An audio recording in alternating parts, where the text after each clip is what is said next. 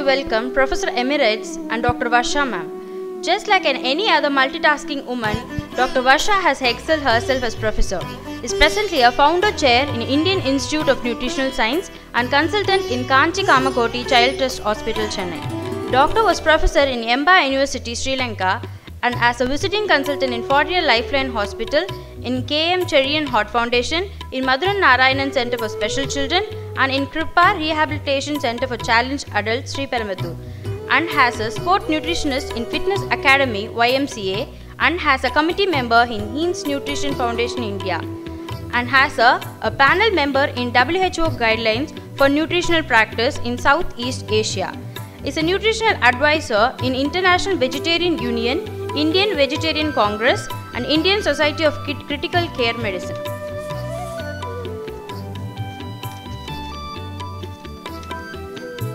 And doctor has a representative on PENSA, Parental and Enteral Nutrition, the Society of Asia. Excelling in flying colors as a professionalist, Dr. prestigiously represented the country on International Confederation of Dietetic Association held in Chicago. Doctor is recipient of a few awards: Juliet Low World Friendship Award, SILAC Scholarship for Renal Nutritionist, Srimati Malati Endowment Award in recognition of valuable contribution to the field of nutrition in Women Doctors Association. Adding to the further feathers, Doctor is an editorial board member in the International Journal of Peritoneal Dialysis and also has inked the chapter Nutrition in Indian Academy of Pediatrics. Eat healthy to stay healthy is the mantra of the day. Ma'am, we look forward that you will guide us in the right path to serve the society and nation in the better fashion. Ma'am, I kindly request you to arise to the podium.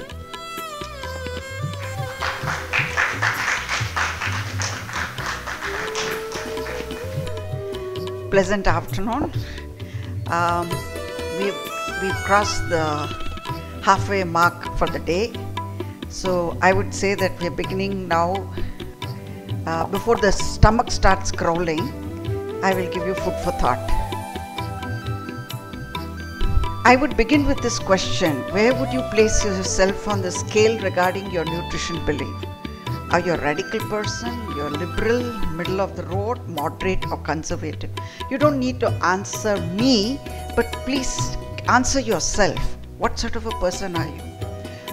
The reason I ask this question is because this will help you decide for yourself how easily you can be influenced when it comes to nutrition. Do you look at the headlines that come in the newspaper? Do you dig up on papers or snippets, or do you listen to what others tell you as far as nutrition is concerned? I feel very sad. I've been fighting for this, that we are teaching physics, chemistry, biology, everything to a kindergarten school student, but we are not teaching the very basics of our existence, and that is nutrition.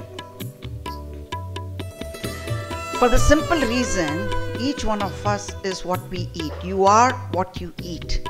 If you keep this maxim in your mind, you can never go wrong. Because if you're unhappy with your height, if you're unhappy with your weight, you have nobody to blame except yourself. It is very easy for you to say, oh, my grandparents, my parents, everybody is so heavy, and so I'm heavy. Don't try to escape on that sort of a thing, because it's a very simple equation as I take you along. Dr. Kannan said that, I was poor in mathematics, that's why I went into medicine. No, life itself has been mathematics. We've been taught subjects as not relating to our life, and that is where the problem comes in. Even for nutrition, people felt that, you're not good at maths, then go into nutrition. So at every stage in nutrition, I have to do calculations. Now, when we look at nutrition, as a nutritionist, everybody eats. And if you remember that nutrients are nothing but chemical substances that the body obtains from food during digestion, then there are only 6 categories of nutrients that you should be consuming. The carbohydrates, these are energy giving, fats, energy giving, protein, bodybuilding, vitamins and minerals are called regulatory and hormone protective ones, and water, without which none of us would have any of these things working inside us. Now, if you look at the numeric 6, just make an inversion of that, and that will become as 9 food groups. But before I take you to food groups, you need to understand why we need to take proteins. We say that it is basic to life. The most abundant substance in a healthy, non-obese body is 20% of your body weight.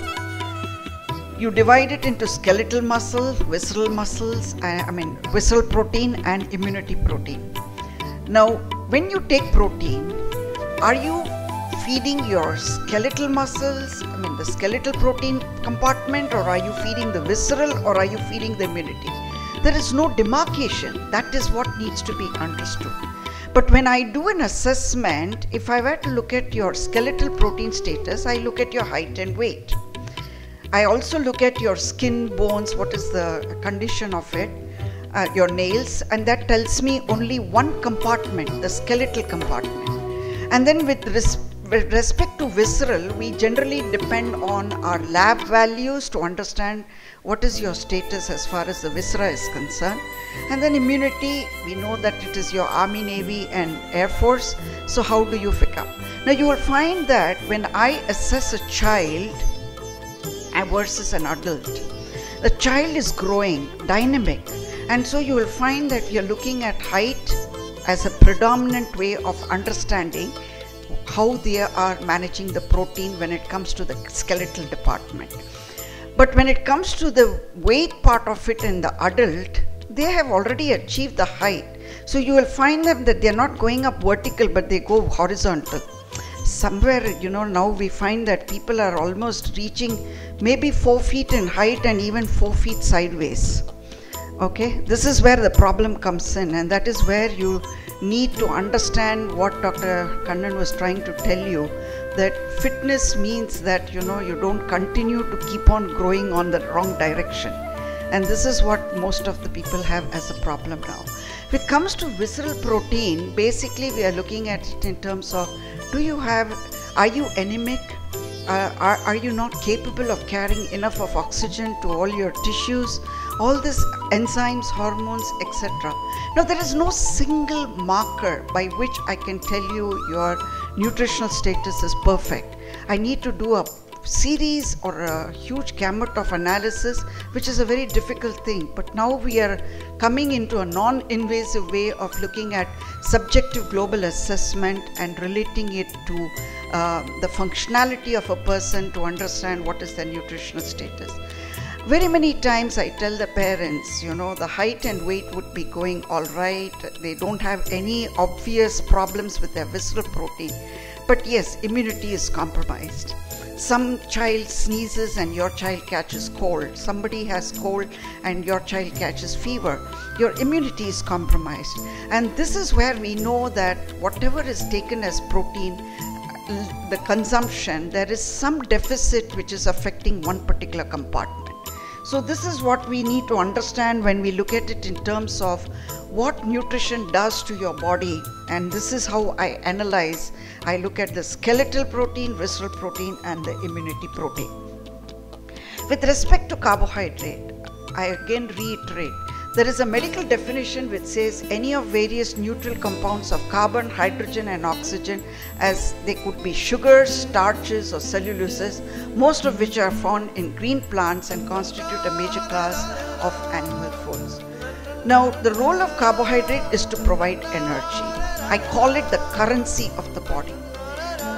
Our Prime Minister declared a demonetization, and all of us were caught unawares, but none of us could go and get dollars or pounds and start using. We still needed rupees. All right. So the currency of your body is carbohydrate, and please understand, you cannot, which means you cannot have a carbohydrate-free diet. Please understand that. The signs and symptoms that you're not consuming enough carbs include everything from lack of energy, that is fatigue, constipation, nutritional deficiency, nausea, headache, and bad breath. As dentists, bad breath is something which you need to contend with. You're peering into the mouths of all your patients. Just imagine having a stench coming out of them is not a pleasant thing which you want to work with. So you need to understand if they have problems, then it has to do something with their carbohydrate intake.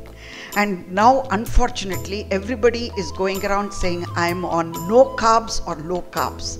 Please, the message is, that is the currency of your body, and you cannot afford to have no or low carbs at all. Hypoglycemia, we know, is low blood sugars, and this is lack of carbohydrates, okay, as far as healthy people are concerned. I'm not talking about diabetics here, I'm talking about healthy people. There are people who are going into hypoglycemia because they are very anxious about consuming carbs at all. Ketosis occurs in absence of carbohydrates when glucose stores in the liver is depleted. And unfortunately, why am I bringing up these terms is because you would be coming across people who are now saying, I'm on keto diet. Heaven's sake, now you should decide no keto diets, no hypoglycemia is to be permitted in any person, because that's the currency of our body, period. The second thing is with relation to fats. You need to understand one thing. Human system is a fat producing system.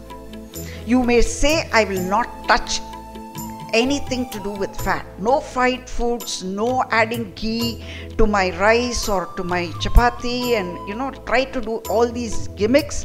I can assure you, despite that, if you are eating at the wrong time, then you are going to be converting all that extra energy that you have not utilized into fats. But there are certain things you need to understand as far as fats is concerned. There is animal versus vegetable fat. If you're taking more of non-vegetarian, and nowadays I find when I'm counseling parents, they would have started off with, the adults in the house want to eat only non-veg at every meal, and so the child develops a taste much before they learn to eat actual food, have learned to eat non-veg. And so even yesterday, I had a pediatrician bring his nephew to me who is in the US. Says even in school they are served frozen chicken.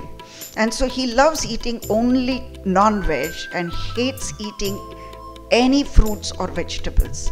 This is an acquired taste, as doctor mentioned earlier.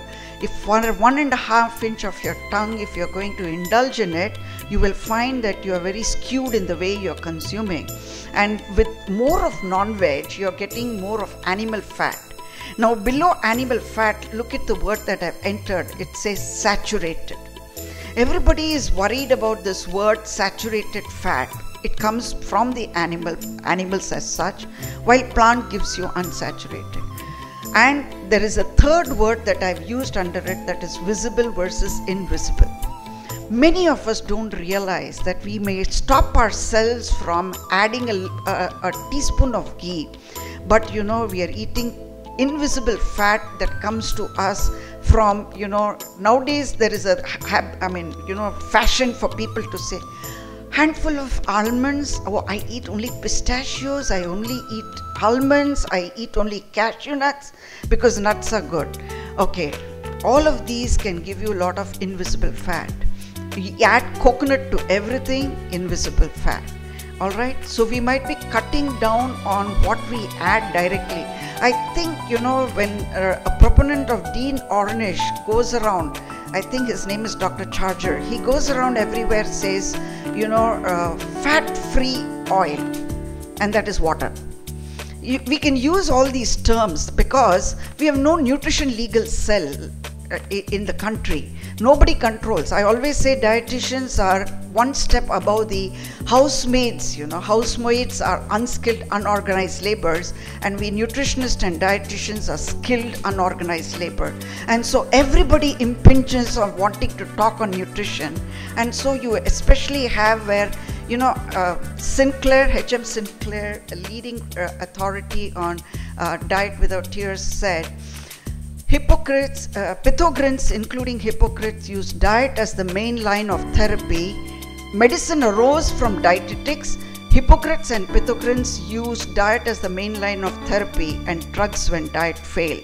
Unfortunately, our medical colleges teach you drugs as the main line of therapy and diet when drugs fail. So if you look at it from that point of view, you would find that when people have not understood nutrition, you can pick on to just one word, latch on to it, and then instill fear in people. But we need saturated fat. We need monounsaturated fat, and we need polyunsaturated fat. Now the question was, Americans are the people, big bullies. You already know how Trump behaves with everybody, right? And they've been doing this not from the Trump time. They've been trumpeting even before that. And so the American Heart Association turned around and said, to them everything is large, larger, largest. So they said that, Eskimos eat a lot of blubber, and yet they don't come to the cardiologist. All right. So they went and did a survey on it, and they said, oh, eat more omega-3 fatty acids, eat more of seafoods, the blubber and of seals and whales and things like that, and nothing will happen to your heart. What they did not know is that brain is very silent, you see. They never realized the Eskimos always had to go to the neurologist, because their whole blood picture changed with that excess amount of omega-3 and polyunsaturated fatty acid that they were consuming, that they had a tendency to strokes and that sort of a thing. So then I always say, as a marketing thing, you need to come to me as a nutritionist, because I can let you eat both and save both your heart and your brain. Okay, which is to say that you need not be fearing fat. Fat is essential because it gives you essential fatty acids A, D, E and K, and you need to consume it coming from the vegetarian source, and then only you will be finding. But you do need certain amount of it to come as saturated fat also. So the best oil that you have now, which gives you the WHO combination of 1:1.5:1, that is saturated fat versus monounsaturated fats versus polyunsaturated fat, this is the ratio. And if there is only one oil which gives you this perfect ratio, it is a rice bran oil. Alright, we do have research that has given us this oil. If not, there was wisdom in the way we ate. If we would oil, and what was that? That was supposed to be monounsaturated. Each area had a particular oil. Kerala used a lot of coconut oil, and everybody has been crying foul on that. But believe me, coconut oil has its own great advantages, and it is how you consume it that makes a big difference. How you consume it, that is how you use it in your cooking, how much do you eat it. And so there are people who will tell me, yes, oh doctor, we eat avial every day. You know why? Because all the vegetables are included, but what they forget is that they add a lot of coconut, and they insist on coconut milk and coconut oil and coconut only. That is where I would say that no, don't be fixated on avial only because you're using more vegetables, but you're also adding the other component on it. So every recipe, I think in India, for every it is said that for every half a kilometer you travel, the dialect changes, and so does the cuisine, which is what we need to understand. We have adapted so beautifully to our geographic environment and have accepted food on that basis. But we are trying to be scared about what people tell from outside. Krishna taught us to eat butter, but the rest of the world tells you don't touch butter, which is a very sad thing. But it depends on how much butter you add and how you eat it. So I want you to remember, there is a demarcation for when it comes to your food fats, animal versus vegetable. We need to include vegetable oils. Saturated versus unsaturated. Please remember, unsaturated is both mono as well as poly, and we can't afford to have excess amount of poly. You have to have this as a combination, and there is something called visible and invisible fat. So be conscious about what goes inside you rather than saying, I will take a fat-free diet. It doesn't help. When it comes to minerals, there are 26 of them. The macro: calcium, phosphorus, magnesium, sodium, potassium, chloride, sulfur. How do I define the macro? Then a 70 kg person requires it to be consumed as in grams. Then it becomes macro. When I need to consume it in milligrams or nanograms or micrograms, it becomes micro. Iron, zinc, selenium, copper, manganese, molybdenum, cobalt, iodine, chromium, fluoride. Now what I want you to emphasize is, don't think that these 26 minerals can be consumed as a capsule. There is a problem in this because, just one example, if I take zinc sulfate along with iron ferrous sulfate, the both gets picked up by the tail, the sulfate, okay, and the body just picks up the sulfate without realizing whether it picked up the zinc or the iron, and so you can precipitate a deficiency on the basis of this combination that you have consumed. But you know, when they give it to you in a capsule form, they are going to use ingredients that are very cheap for them so that they can make more profit.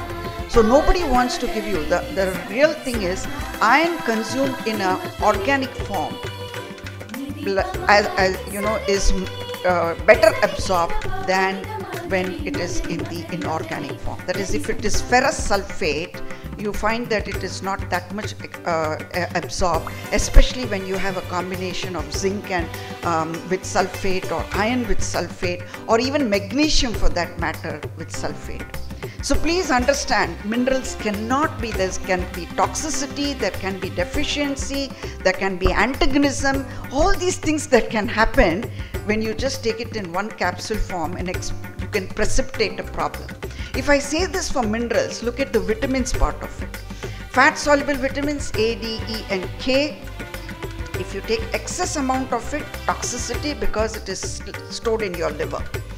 I have had children at Child's Trust admitted, in fact 2 children, you know, where the parents used to have cod liver oil capsules, you know, and the child found it very exciting to keep popping. Those 2 children had just finished the whole bottle of cod liver oil, came in with vitamin A toxicity. Just imagine how much they should have consumed to have had this problem. So we never have a particular dosage for this, and so it is dangerous for us to be isolating them and consuming them independent of the actual food on how it should be consumed. With respect to the water soluble, you have B complex, which is thiamine, riboflavin, collagen, niacin, B6, B12, biotin, pantothenic acid. Each one of them has a different role and a different function, but unfortunately, because we call it as B complex, you have many pharmaceutical things that are available as a B complex one itself. And imagine, each one has a different role and a function. Along with vitamin C, because they are water soluble, if you will take in excess, they are lost in the urine. If at all the microbes in your toilet can bless you, you know, you can continue to consume a lot of water soluble vitamins. Otherwise they are of no use. Excess of them are just lost in the urine. Having given you this as far as, you know, a bird's eye view for the lack of time, because Madam had, through Dr. Aarti, given me a list of all the questions she wanted to cover. And I think what I did is 3 years course in nutrition. I will have to cover it in matter of just 1 hour that is assigned to me. It will be impossible. But I'm giving you a bird's eye view of telling you what is it that we need to look at when it comes to nutrients as such per se. Water is the last nutrient. We need to avoid dehydration. We can survive without food for weeks, but cannot survive without water even several hours. And yet, with the toilets being so bad in the schools, there are many children who refuse to use those toilets, and so the best thing they would do is not drink water. Most of the parents tell me that they come back home with the water bottle just intact because, you know, they think it is safer. If I don't drink water, I don't need to go to use the loo. It's not only with children. I find this even with adults, and especially if we are sitting for long hours in an air-conditioned environment, we don't even realize that, you know, the sensorium is changed. We don't even realize we are thirsty, and the chances of dehydration are much, much higher. So I think that it's not only the fish off the Bay of Bengal that is converted into Kanjapona Karavadu. I think people living on the coast are all we are all dried fish by ourselves. This is where we need to worry about the dehydration that is setting in most of us. And when it comes to energy, this is where the mathematics comes in. As I said, no energy, this is physics. Physics, chemistry is all taught as a subject in isolation. We don't realize that all of this works within our body. Energy is neither created nor lost. We were taught this. And so we need to remember this when it comes to our body. And what happens is that it is all stored as body fat. And intake is more than, the expenditure is more than the intake we gain, if the expenditure is less than the intake, we gain weight. If the expenditure is less than the intake, we lose weight. And intake versus expenditure, we have weight maintenance. It's just a very simple equation. If you're going on putting on weight, you know that whatever, you may say I've cut down on food but I'm not losing weight, is only because along with that your level of exercise or your expenditure is less, and so you'll continue to do that. Now, how do I interpret this when I see a patient? I tell them that it's not just the weight you need to worry about. You need to look at your body composition. I'll give you a very simple example. Take 2 new jute bags. Why new? Because they are not misshapen. Okay? And then if you tell me that your weight is 60 kilos, then I will tell them, put 60 kilos of rice in one bag and put 60 kilos of feathers in the other. And then have somebody go into the room and say, pick up the bag and bring it out. The tendency what the person would be to first approach the rice bag because it looks very compact and small. And they will want to pick it up, but they will find 60 kilos to be lifted. And then, you know, I will tell them, okay, you attempted that, you felt mentally you have made a note, it looked small but it is heavy. You looking at the feathers, you will say already it looks heavy. So same effort is put to lift up, but it comes up very easily. We need to change our body composition from looking like feathers to looking like rice bag. This is how you need to interpret your weight. You want your body composition to change, not just your weight. People are bloating up and looking huge. This is where the term fitness comes into place. You need to look more like a rice bag rather than the feathers. This is what you need to understand when it comes to understanding your energy. Having said this on the nutrients, I gave you a bird's eye view on the nutrients. I now take you to the food because people don't look at nutrients when they eat, they look at food when they eat. So how do we define food? Anything solid or liquid when ingested nourishes the body at all stages of life in health and disease. And so there are now several terminologies that have come into existence with food. Junk food, fast food, convenience food, dietetic food, ready to eat food, processed food. How does each one of these differ? Well, as far as we are concerned, forget what comes ahead. The second part is what is important, food. Whatever you're consuming, it is going to give you the chemicals that are required by the body. And how you cause an imbalance in those chemicals is what you need to understand. Rather than defining them as junk or fast or whatever it is, you've consumed it. It is going to give you a sum total of some chemicals in your body which could be under carbohydrate, fat. Now, 2 important ones are carbohydrate and fat alone minus protein is the one which will give you the wrong equation. So once we understand this, I convert the 6, I just take the numeric 6 and turn it round, it becomes 9. So I call it as 9 food groups that you must be consuming. Whether you are a dentist, whether you are a surgeon or an anesthetist, whether you live in Chennai, whether you live in Punjab or you live in Kolkata, West Bengal, or whether you are in India or in America. This is the common basic requirement of every human being. And so I have converted the 6 nutrients that the human system requires into 9 food groups. Now when we say well-balanced diet, it is a different array of nutrients that we are supposed to consume, which means to say we have to consume variety of foods because there is no single food that will give you all nutrients.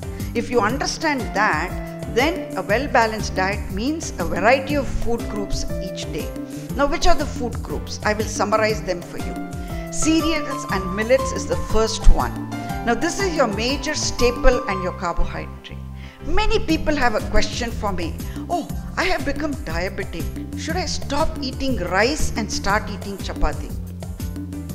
Then the people in the north who are eating chapati, should they stop eating chapati and start eating rice? Or you mean to say that people who are eating chapatis or the wheat are not getting diabetes?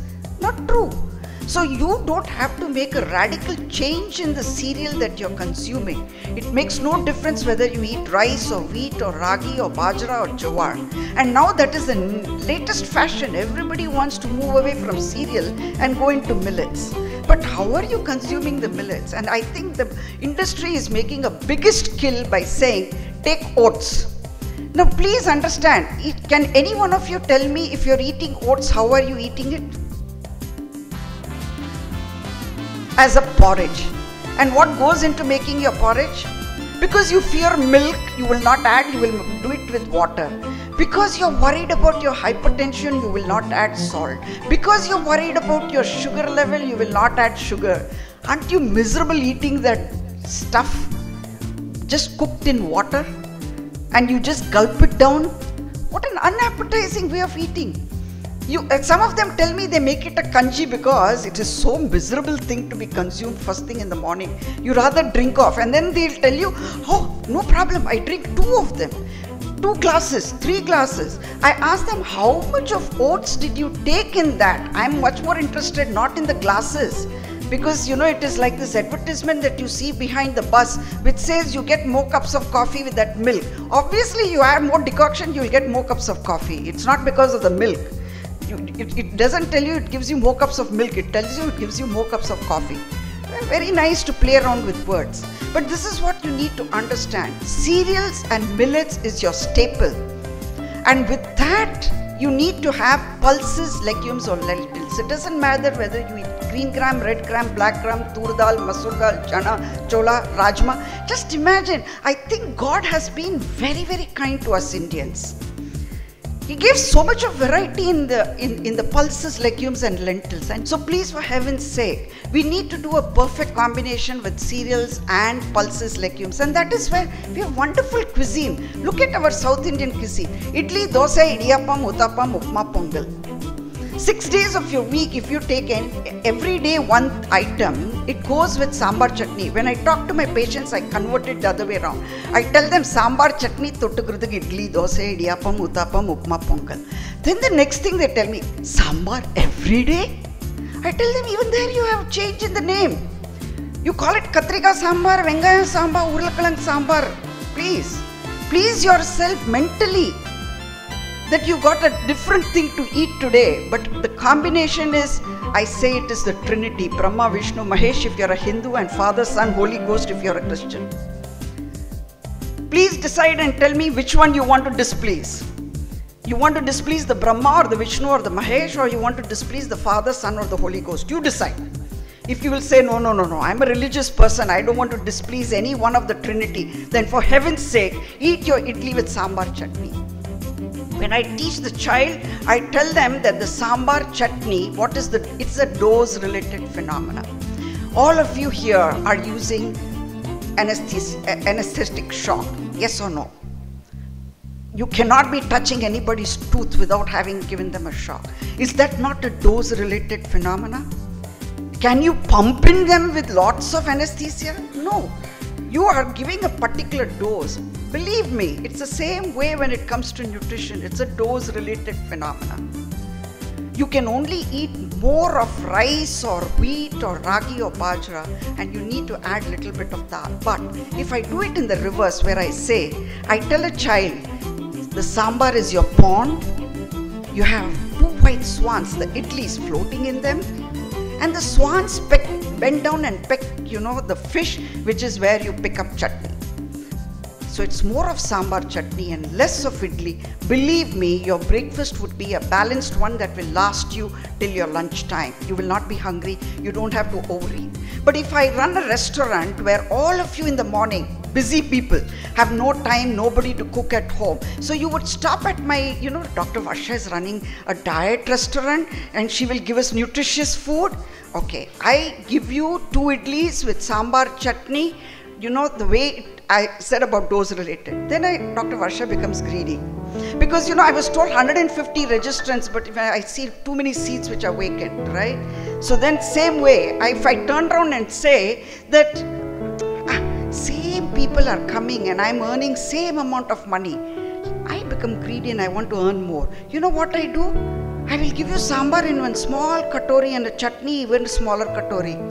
And all of you absent-minded professors, believe me, will remember to eat either sambar or chutney, not sambar and chutney. And 2 days, 3 days, 4 days, and somewhere while you're doing your work in the department, you will feel that you're becoming hungry much more earlier. So what will you do from the next day onwards? You will order 2 plates of something. You will have 1 plate of idli and 1 plate of upma or pongal or dosa or something like that, because you don't want to get hungry. What have you done? You've loaded yourself with more energy rather than the protein or fat. Now you understand where we are going wrong. The very day is begin in a wrong way with the way we eat our breakfast. Breakfast, eat like a king, does not mean you eat more quantity. You eat it in a proper way. And that comes to you with a combination of a cereal and pulse, legume and lentil. The third thing is milk and milk products. When we were all born, we only drank milk. But I have moved it down the category for the simple reason it becomes a part of your meal. It could be in the form of curds, or it could be a paneer, or it could be in any of the other form. So that is your third group. Cereals gave you carbohydrate, pulses gave you protein, milk and milk products gave you everything, but in a lesser quantity, in a lesser volume. And then that covered your major part of your macronutrients. Then you come in, it also gave you fat. The saturated fat came to you from your milk and milk products. Now, vegetables. I said that they are the protective and regulatory food. Vegetables and fruits are the next 2 important group that is to be included. I divide them for you to understand as 5 different categories of vegetables. Green leafy vegetables, roots and tubers, water-based vegetables and others. Now here I generally say for an adult, 100 grams of green leafy vegetable, any form of kheer. Many people tell me maybe eat it once or twice a day, in a week. I'm saying every day. Even eaten as mint chutney or a coriander chutney, 100 grams is not much. It reduces and it becomes 1 tablespoon. Is it so impossible for us to consume 1 tablespoon? People turn around and tell me, we are not goats, we are not cows to be eating greens directly. Excuse me, we are born vegetarians. Our carbohydrate comes by process of photosynthesis of the plants. They have chlorophyll. We may wear a green sari, but that doesn't give us chlorophyll. Our proteins are fixated, the inorganic nitrogen is fixated and made organic for you as proteins only by leguminous plants. So you have to be vegetarian. Your mono and polyunsaturated fats comes only through plants. Plants don't give you saturated fat. So if you are on that basis, green leafy vegetables is an essentiality. You eat 100 grams of that. The roots, again I say 100 grams. What are they? Carrot, beetroot, radish, onion, turnips. We don't get turnips, but now I think the exotic market gives us turnips also. How much of it? 100 grams. Is it too much? No. 1 medium-sized carrot is 100 grams. Can you not eat that? You can be a rabbit and chew it off. Period. Or you can put carrot in your sambar, or you can put radish in your sambar and you would still get it. Tubers, urlakalang, sepakalang, karnakalang. I'm not saying don't eat it, but don't make a chips out of it. But this is where we say that tubers comes to you as a vegetable. Masala dosa has potato. But believe me, if you were to eat 1 masala dosa, you will stop, your stomach is full. You will say, I won't touch potato and eat plain dosa. Then as I told you, you will add 1 more plate of upma, pongal, idli, something. So eat it like a vegetable. How much? 50 grams. So I gave you 100 gram of green leafy vegetable, 100 gram of fruits, 50 grams of tubers, 1/4 kilo covered. Then comes the water-based vegetables, all the gourds and squashes, especially the bottle gourd. cucumber, tomato. These have got more water. So how much do you take? 200 grams. 200 grams? That's not much. You take one big tomato and one cucumber, your job is done for the day. But that makes it 450 grams. And the last one I say is others. Peas, beans, lady's finger. Oh, you can't say that, is gender bias. I must say okra. Okay, so if I say okra or aubergine, I have to be Westerner when I can't talk, otherwise I'm gender biased. So if I use any of those other vegetables, then that is how much? 75 grams. In a day you have eaten something raw, something cooked, something added to your meal, but half a kilo of vegetable. Most of the families buy half a kilo and eat it for breakfast, lunch and dinner. Excuse me, where would you go when it comes to your vitamins and minerals? Your fiber, the soluble fiber, the insoluble fiber. Where is your protection? Where is your regulatory force? You don't need minerals if you take half a kilo of vegetable as an adult. But this is what we need to understand. Many times, when I talk to the children, they know what father doesn't like, what mother doesn't like, what grandfather doesn't like, what grandmother doesn't like, but none of these four adults will know what the child likes. And very many times they cook only that vegetable which even the servant will accept, because even the half a kilo that is cooked, there will be leftover given to the servant. So now the servants tell us, Amma, idu kudukadamma, enga veetla saapida matanga. This is the state of affairs when it comes to our vegetables. And then the fruits, there are yellow and orange fruits, citrus fruits, other fruits, dry fruits. Yellow and orange, papaya. It grows into almost every home in the south, but they will not touch it. Because they'll say, Sudu. Abortion. So I ask the lady of the house, when is your husband and children getting pregnant? Why do you prevent a great source of vitamin A being discarded only because you got this idea that it is hot and it produces abortion? How much are you going to eat? The fruit requirement is hardly 50 to 100 grams. Definitely not enough of a papain to cause, even in a pregnant woman eating papaya cannot cause abortion. But the sad thing is, we have got these myths and misconceptions when it comes to something which is tropical. People are being now told, mango season just went. It is not totally out of the market. But there are people who are scared of eating mangoes. But was nature stupid? Was God foolish to give you mango in the summer season? In the tropics? He gave it to you because it's good for you. So why don't you enjoy? But don't sit with one whole currandi of mangoes. Okay, I will say one fruit does not mean you sit with your huge watermelon or you sit with a whole big pineapple or a big huge jackfruit and say, I will eat one fruit. No, it's only 100 grams of fruit that you need to consume. So yellow and orange gives you vitamin A. Citrus, oh my God, it's impossible for people to be made to take citrus fruits. You tell them take lime or sathukudi or something, sali pudikkum. But the same thing is given to you as vitamin C. If the fruit gives you vitamin C, sali pudikkum. But for sali pudikradhukku, to get out of it, you take vitamin C as a tablet. Aren't you penny foolish, pound foolish? Why can't you take citrus fruit directly?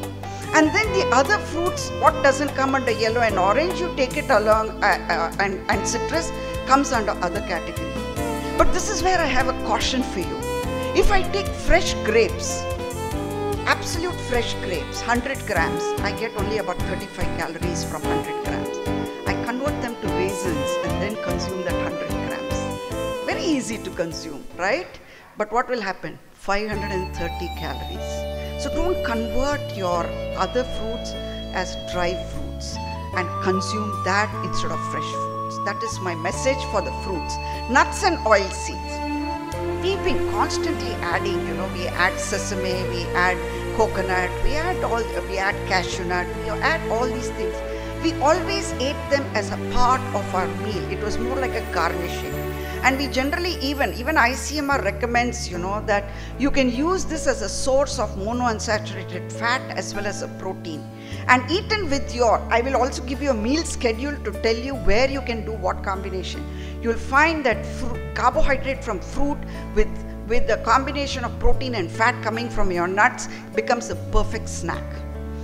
This we will come to it when I come to the how you distribute the food groups. And then herbs, condiments and spices. We all know Columbus set out to search for a new route to India because why? We are the spice land. And because, with the vermin load that we have in the tropics, we were protected.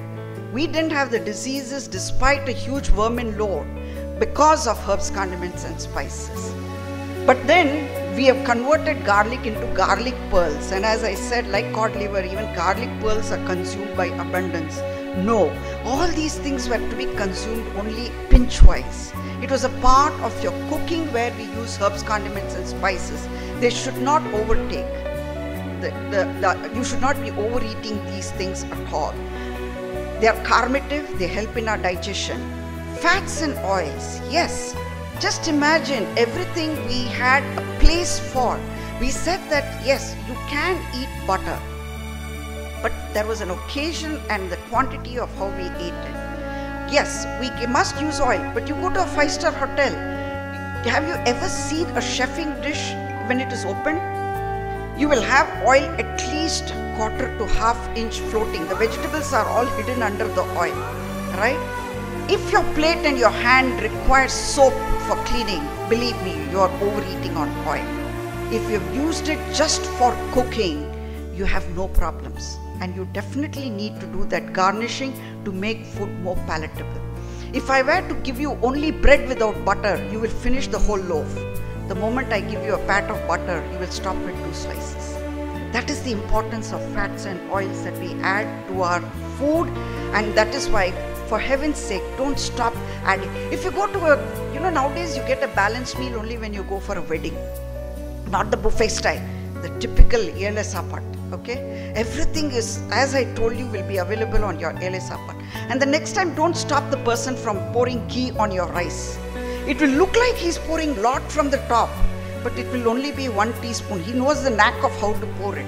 But on a green banana leaf, hot rice is put, 1 teaspoon of yellow dal and 1 teaspoon of ghee, the way it pours it.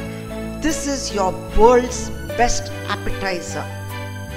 The white of rice, the transparent aroma of ghee, along with 1 yellow teaspoon of dal, the world's best appetizer to make you have carbohydrate, protein, fat. Unfortunately, the Western world tells you, please drink 1 big bowl of soup. Whom are you cheating? The hotel benefits because you're not hungry after that to eat anything at all. Don't cheat yourself that way. One teaspoon of this is your appetizer. Then look at it in terms of your sambar. I, as a North Indian, as a Gujarati, I didn't get to eat ele sapat unless I was invited somewhere. And it used to be celebration time for us because, that's when we got to eat everything. But what used to shock us is the way they pushed rice on your thing. They'll say, Mom, they're putting a mountain of rice. But as I grew up, I realized that in the mountain of rice, you just make a small valley and he puts only that much sambar. You mixed only that much rice as per the sambar, not that much of sambar as per the rice. Have you not made a dose-related phenomena in that? You eat that sambar rice, okay? And then the next thing is, the rasam. The rasam brings out the Kshatriya, the warrior in you. Because if you didn't eat fast, it will run out of your leaf. So what do? You do on-the-spot jogging of eating fast, right? Your metabolism is increased because you're eating fast. Your concentration is to prevent it from running out of your leaf, right? And then for all that hard work, on-spot jogging you did, the next thing that you're given is curd rice, cooling your system. In between, you snatched at 1 poriyal that was made from roots and tubers, the other poriyal that was made from other vegetables. There was 1 appalam, there was 1 payasam, there was 1 vade. Believe me, beautiful system of eating. What do we do now? We carry sambar sadam and buy the chips. We carry curd rice and buy the pickle. What are we doing? Filling the stomach, starving the body. And so here I'm repeating, even when it comes to fats and oils, please judiciously include them in your diet. And then when it comes to the 9th food group, this is where the caution comes in. Look at the alphabets A, B, C, D, E, F, G, H, I. I comes at the 9th level. I make myself or break myself when I depend only on the 9th group. And that is what most of us are doing now.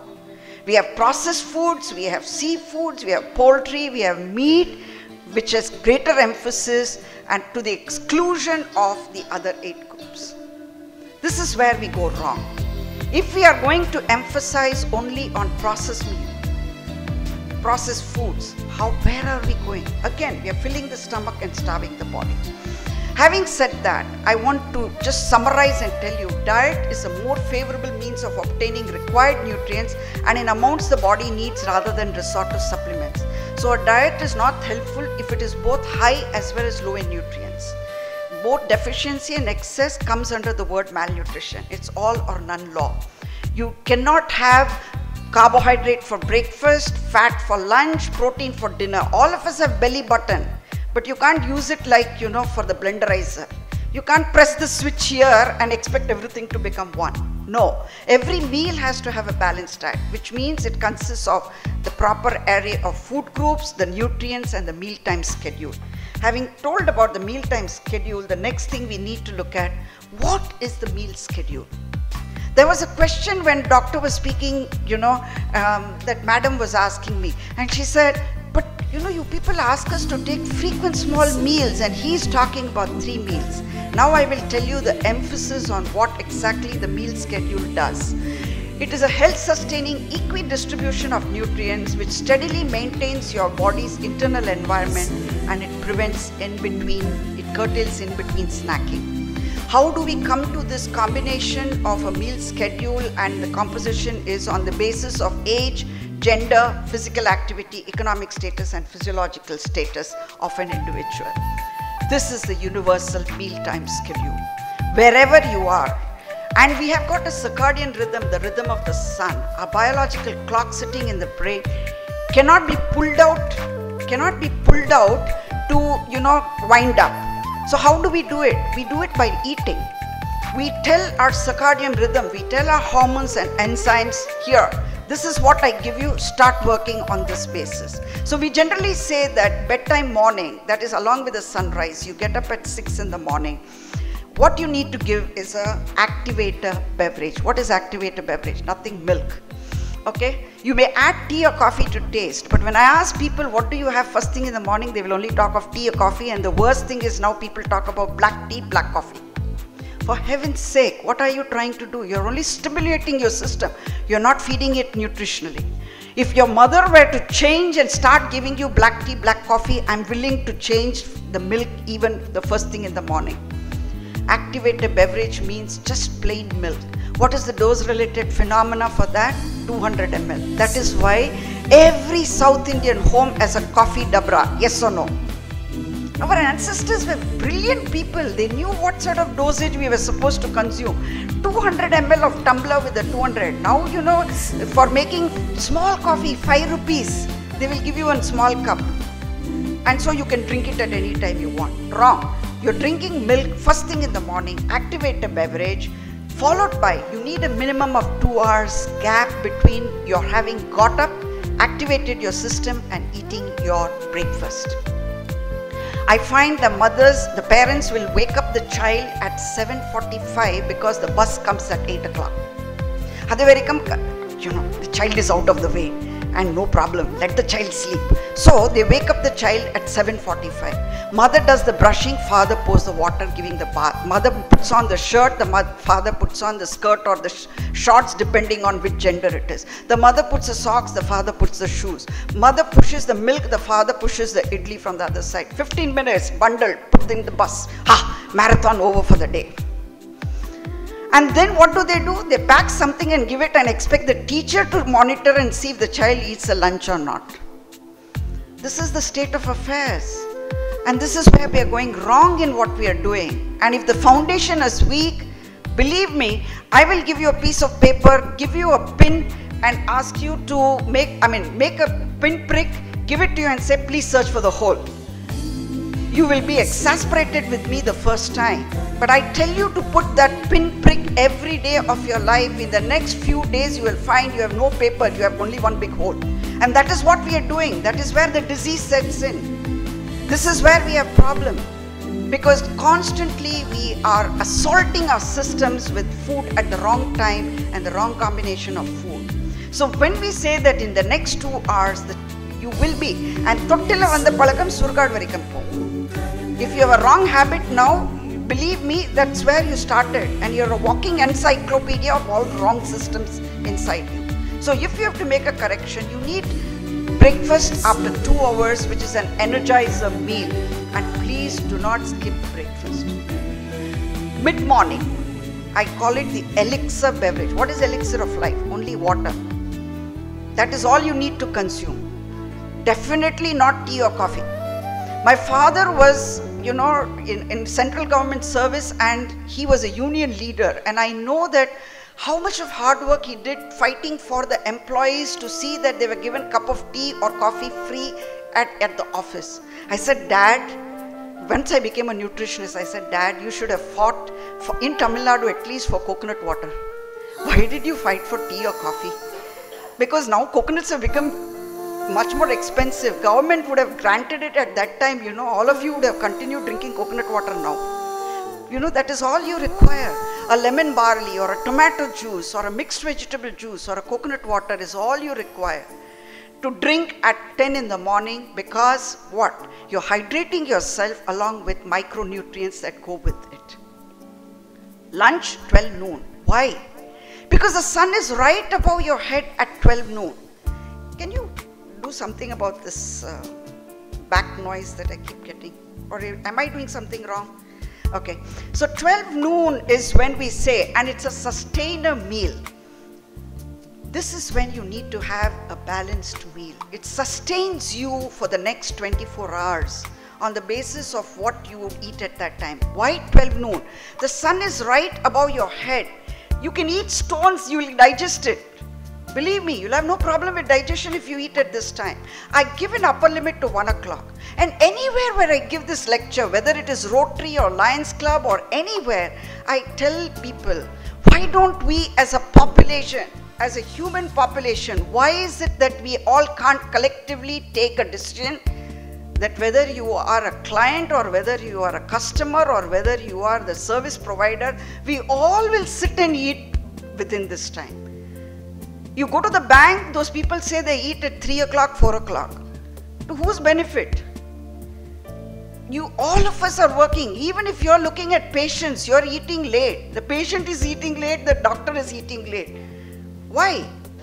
Why can't we collectively take a decision to eat much earlier? And 12 is what I say, the upper limit is 1 o'clock.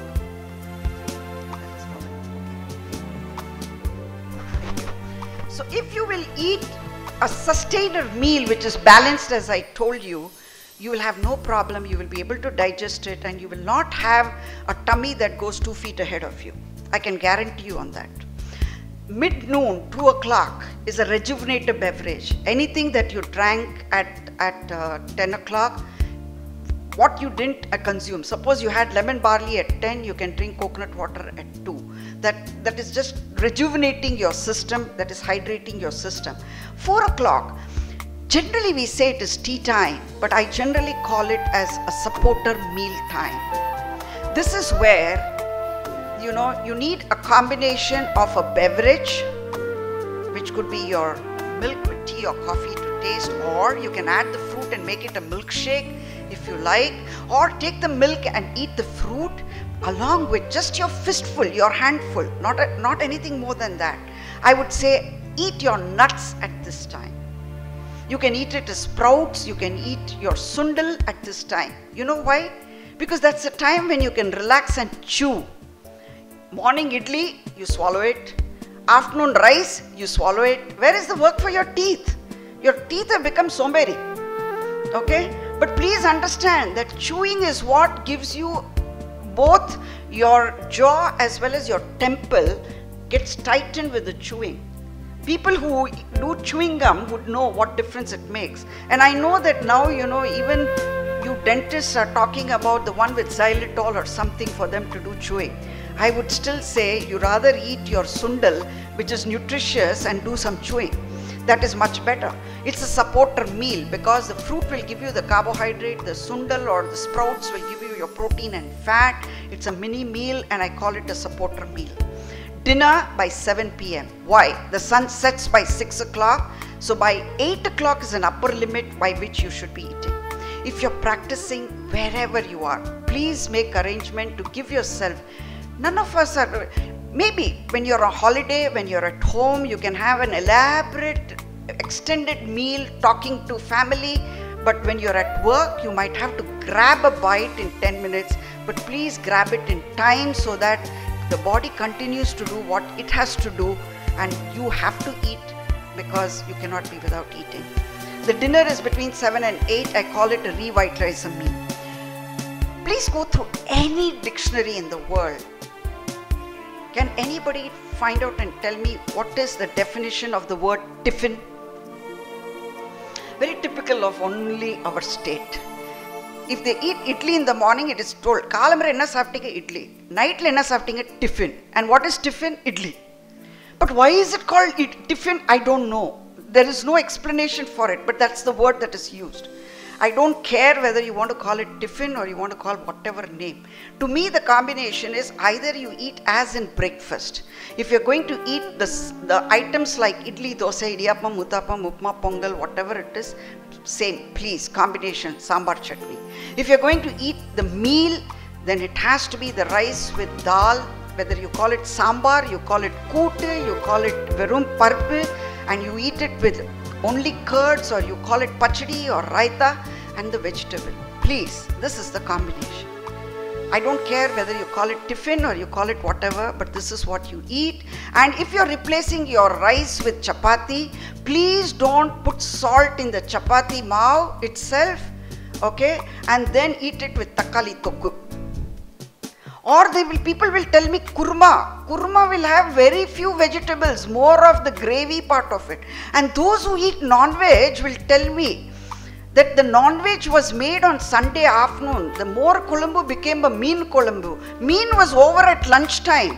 And then the kolambu part of it was made in bulk. And that was eaten at night with chapati and next day morning with idli. And then people tell me how delicious it is. Doctor, you don't know, you're missing something in life.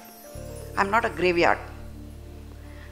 And I don't need to eat only gravies. I don't need to fill my stomach with what only my 1.5 inch of my tongue. Where is the balance in what you've eaten?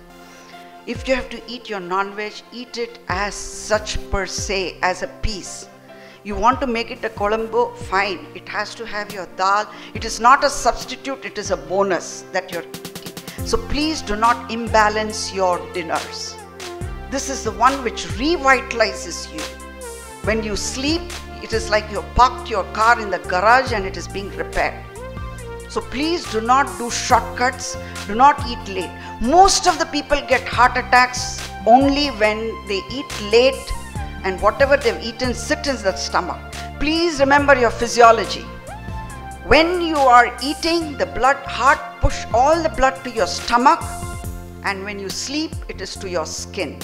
Skin is a bigger organ than your stomach, it overrides your stomach. So even after eating, if you go to sleep, the food is left undigested, the skin overtakes, and that is why it produces a conflict in your heart. Most of the heart attacks are at night because of this conflict. If you want to avoid it, you must eat your dinner early by about 7, the upper limit is 8 o'clock. Bedtime night, relax a beverage. I learned this from the villages. I used to work in Somungalam group of villages, and the old ladies that the grandmas taught me. And I was quite amused, the story that they had behind it. And all of you are adults, so I can share it with you. They said that, when a girl gets married and goes into her new home, the grandmother will call her aside. This was a part of the sex education. And she said, மோர் கலந்துட்டு மாமனார் மாமியார் பசங்க எல்லாருக்கும் குடிக்க வச்சுடு, நல்லா கோரா தூங்குவாங்க, அப்போ உனக்கு வெக்கம் இருக்காது. I hope you understand what they wanted to convey on the whole thing. I used that theory and said, oh wow, if it can make the mamnar, mamiyar and the children go to sleep, okay, then I think I should use it medicinally. And how do they ask you to take this buttermilk? They say that you must add a paste that is made of ginger, green chili, cumin seed, asafoetida, curry and coriander leaves. Already Avin and Amul and all of them have started giving you the masala buttermilk, isn't it? This is the theory of the old grandmothers, and I have put it to use because this works as medicine on 3 counts. You have converted the lactose to lactic acid. And having converted that, it works as a muscle relaxant, a sleep inducer, and because you have added the ginger, etc., it's a digestive. Children, no colic pain, and adults are able to sleep without burping and farting. There is science behind every food combination that is available in our world, but the sad thing is we have given up on eating a very balanced way. I think we are already at 110. I can go on and on and on, but I have covered for you the basics in terms of nutrients, the food groups, and the meal schedule. These three things are very, very important for us to have what is known as balanced nutrition. Each one of you is a nutritionist. Each one of you is a dietitian, provided you understand these three basic principles and eat in a balanced way. If you do this, you are what you eat. Thank you.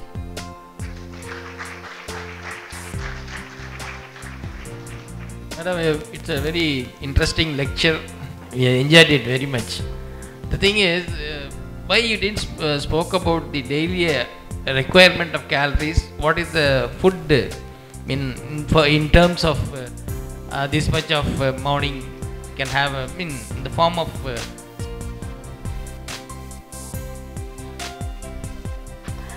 So that is very individual and very specific. We do these calculations. There is a Harris-Magnetic equation. We have several equations which we take into consideration to do the calculation. If I were to generalize and tell you you need to eat 1200 calories, 1400 calories, it will make no impact on you. I generally do a 24-hour recall when I talk to my patient. It takes me about 90 minutes to counsel a person because I take down the history of what is your usual pattern of eating. I make an assessment of what status you are and what is the goal. I want you to lose weight and with what period of time, and then what you're eating, on basis of which I make an adjustment. More often than not, I'm getting people to eat more than what they have been used to eating. It's because they're eating at the wrong time, the wrong combination. And so when I tell them, but what surprises them is that when they eat in the proper way, they actually lose weight rather than gaining weight. So let's not go by numbers of whether it should be 1200, 1400, 1600. For the simple reason, FAO tells me that there is 5000 varieties of rice. Now please tell me which composition should I use and how will I decide which rice you're eating and what it gives to you. You understand? There are ways in which people are cooking the wrong way. Some people are talking about rice, vadi kattitida saapduvom, sattu pona sor saaptringa. I need to understand how you're eating the rice, what you're eating it. Many people will eat rice as mixed rice, only as tamarind rice, coconut rice, lime rice, which means where is the protein? So you need to understand, I need to look at your meal composition, how you're eating it, and only then give you a prescription. So I don't go by numbers. And that is the reason why ICMR has already worked out and said, if you are a sedentary worker, if you are a moderate worker, heavy worker, this much of calories for men, this many calories for women. But how do you convert it into practice, right? So what I have given you is a practical approach, and I use only the coffee dabra, the tumbler and the thing to tell you how much. If I ask you how much you're eating, I know where I need to cut down. List of time. Pardon? You are given a list of time, starting from 6 a.m. Yeah. time. Practically speaking, we are taking 3 meals. Yes, I have also given 3 meals only. Basically, I have given 3 meals. If you will analyze, only concept. the meals is 3. I have alternated it with the beverage. I have given it a different name so that if I say first thing in the morning, activate a beverage, that's what I said. Tottilla vanda palakam surkaadu varikam po. So if I tell the child and you have got used to drinking the milk first thing in the morning, you may corrupt it and call it tea or coffee as added to it. It doesn't matter to me, but your system will demand and you will get used to drinking it that way. I have given the first thing is a beverage, followed by breakfast, which is solid. Then I have given mid-morning, which is liquid. Then I have said lunch, which is solid. Mid-noon is liquid. Tea time is solid. Dinner is solid, but bedtime night is liquid. So I've just alternated it on that basis. And tea time, though I call it solid, it is a combination which is very light. But we have high tea where we will have puff and samosa and a huge pastry piece to eat. And there are people who eat the lunch. Lunch madhyanam saap modile. Annale veetukku vandu lunch saaprom. That is at what? Tea time. So this is where we go wrong. Not for argument's sake, I just wanted to tell that proverb, pasithu pusi. And even in Tirukural also there is a poem for that. நீ பசிக்கும் போது சாப்பிட்டீனாலே உனக்கு எந்த நோயும் வராதுன்னா. But இந்த schedule படி நம்ம கண்டிப்பாக இதை சாப்பிடணும். இதை சாப்பிடணும் நினச்சி நம்ம சாப்பிட்டோம்னா பசிக்கும் பசிக்காத madam. Just I telling you that. No. பசி அடிக்கும் if it is I told you it's a dose related phenomena. Your breakfast is only 2 idlis with sambar chutney. If you have limited to that, you should be hungry by lunch time. You understand? Yeah. If you have eaten lunch properly, you should be hungry by tea time. And you're just supporting. I use the word according to that. I call the tea time as a supporter meal. And what did I give you as a composition there? I just said that you will eat a fruit and just handful of nuts. I have not told you to eat much more than that. Yeah, it's very meticulous. I have given you the composition for each time. Okay? Yeah. It's, what you said is... But you know what will happen? People will consume the nuts because as snacks along with their alcohol, and nobody takes that into account. All those food ingredients not been included there. Pardon? All those food ingredients have not been included. I have not included because of the want of time. I can go on and give you, I mentioned the word convenience foods ready to eat, everything. Right, thank you.